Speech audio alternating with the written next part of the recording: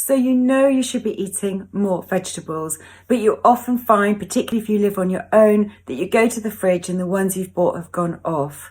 Or you want to try and introduce more diversity and colour. I talk about this a lot because the diversity in colour is so important for our overall health and our gut microbiome as well.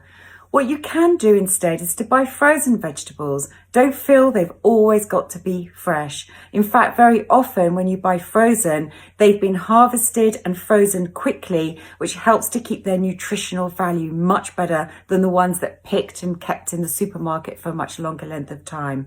That way you can buy different packets of frozen vegetables, lots of different colour. You can try peas and cauliflower and broccoli and different types of edamame beans, for example. And you can incorporate lots of different types into your diet on those days that you're at home and you can eat them on a daily basis.